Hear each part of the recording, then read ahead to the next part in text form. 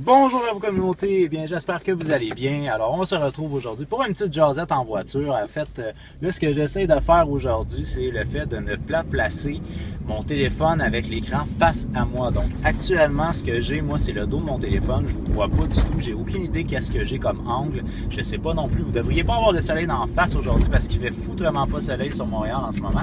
Fait que ça, il devrait pas avoir de problème pour ça. Par contre, j'ai aucune idée si je suis bien cadré ou non. Alors, c'est ce que je vais voir un coup rendu chez nous. Si jamais vous voyez pas cette vidéo-là, c'est parce que j'étais vraiment pas bien cadré. Si jamais vous voyez cette vidéo-là, c'est parce que j'étais pas si pire mal cadré. Alors, communauté, qu'est-ce qui a retenu mon attention aujourd'hui dans l'actualité? Il y a juste une petite chose là, qui a beaucoup retenu mon attention, puis c'est encore une fois là, des suites à toutes les répercussions, si vous voulez, de l'affaire de M. Skripal, donc cet agent, ce double agent russe là, qui avait eu une tentative d'assassinat au Royaume-Uni pas la semaine passée, là, 2 semaines, je pense. Et puis là, en gros, il y a eu des répercussions qui sont des répercussions diplomatiques. Ce qu'on a appris aujourd'hui, c'est que la Russie a décidé de chasser 4 diplomates canadiens de Russie, exactement comme le Canada a préalablement fait, c'est-à-dire qu'ils ont chassé 4 diplomates russes du Canada. Alors, je vais vous parler aujourd'hui, si tout va bien théoriquement, ce soir, je devrais mettre en ligne ma vidéo où je vous parle de la suite de l'affaire de M. Skripal. Alors, j'espère vraiment, je me croise les doigts tendrement que tout se passe bien, parce que si tout se passe bien, je devrais vous parler un petit peu, vous donner un peu plus mon opinion concernant l'affaire Skripal.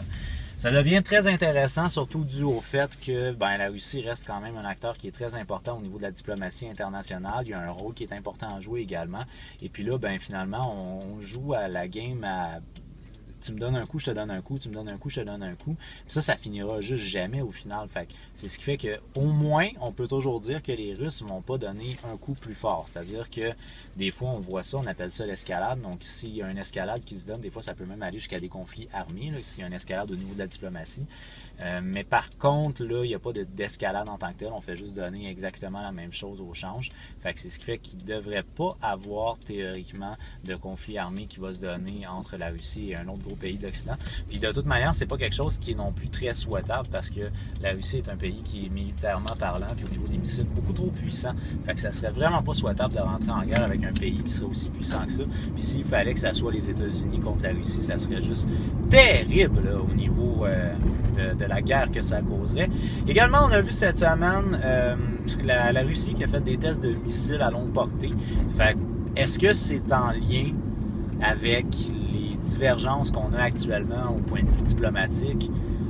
Possiblement. On ne peut pas le dire avec assurance, mais possiblement que la Russie veut démontrer comme quoi, ils veulent rappeler comme quoi eux aussi ont des missiles nucléaires, puis ils peuvent riposter à l'Occident s'ils adviennent qu'il y a une menace en tant que telle de l'Occident. Fait que là, en ce moment, pour l'instant, on se maintient encore dans des formes de menaces puis de répercussions diplomatiques, mais plus qu'on va s'isoler, c'est-à-dire moins qu'on va avoir de diplomates dans les pays respectifs, puis plus que de possibilités à ce que le dialogue ne s'ouvre plus. Et à ce moment-là, quand il n'y a pas de dialogue, c'est impossible de trouver une solution. Les Russes se maintiennent sur exactement la même position qu'il y avait au moment de la tentative d'assassinat. C'est-à-dire qu'ils continuent à dire que c'est pas eux, puis ils veulent que ce soit une instance internationale indépendante qui fasse les tests pour voir, puis qui fasse l'enquête, pardonnez-moi, pour voir si c'est bel et bien le gouvernement russe ou les services secrets russes qui sont impliqués dans cette tentative d'assassinat-là. Je pense que c'est probablement même la meilleure solution qui peut être proposée, c'est-à-dire que si c'est quelqu'un qui est quelqu'un d'indépendant, si c'est un groupe qui est un groupe indépendant, à ce moment-là, ce que ça offre comme possibilité, c'est le fait qu'il n'y a pas une influence par les partis extérieurs. C'est sûr que si, comme par exemple, c'était le Canada, disons, qui allait faire l'enquête au Royaume-Uni concernant est-ce que oui ou non les Russes ont essayé de tuer M. Skripal, vu que le Royaume-Uni appuie la thèse comme quoi, oui, c'est les Russes, fort probablement que le Canada appuierait cette thèse-là aussi. Alors à ce moment-là, l'enquête serait biaisée. Fait que je pense que, en tout cas, selon moi, je dirais que c'est probablement la meilleure alternative possible. Ça serait ça, c'est-à-dire d'avoir une enquête qui est indépendante. Aimez-vous nos rues à Montréal? Wouhou! Ah, Seigneur Dieu! Il nous disent que si nos rues sont maganées comme ça, c'est à cause des changements climatiques, parce qu'il fait trop souvent très chaud, après ça très froid, etc.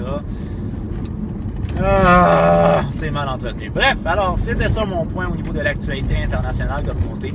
Ce qui a retenu mon attention, c'est le fait que les Russes ont répondu à ce que le Canada avait fait préalablement, c'est-à-dire que les Russes ont eux aussi chassé 4 diplomates canadiens, comme le Canada l'avait fait préalablement. Fait qu'en gros, pour le moment, je pense qu'il y a une vingtaine de pays à peu près qui sont en train de renvoyer des diplomates russes. Fait qu'on fait juste jouer comme au chat et à la souris, on se passe la balle comme ça. Tant que ça se reste de même, c'est comme ça va être correct, mais il faut pas que ça aille de pire en pire. Il faut pas que ça l'augmente trop, parce que si ça l'augmente tout le temps, à un moment donné, ça va débloquer sur un conflit. Alors sur cette communauté, ben moi je vous donne rendez-vous sur ma prochaine vidéo, puisque c'est tout pour ma petite jasette en voiture. Si jamais il y a un sujet qui a retenu votre attention dans l'actualité aujourd'hui, partagez-le, on va en jaser un petit peu, faites un commentaire. On va voir peut-être aussi qu'il y a d'autres abonnés qui veulent interagir avec vous. Fait que si vous avez un sujet qui est selon vous intéressant dans l'actualité internationale aujourd'hui, partagez-le communauté, ça va me faire plaisir de pouvoir vous lire. Sur cette communauté, moi je vous donne rendez-vous sur ma prochaine vidéo, mais d'ici là je vous dis, j'ai déjà hâte de vous voir. As always, with love. Bye bye.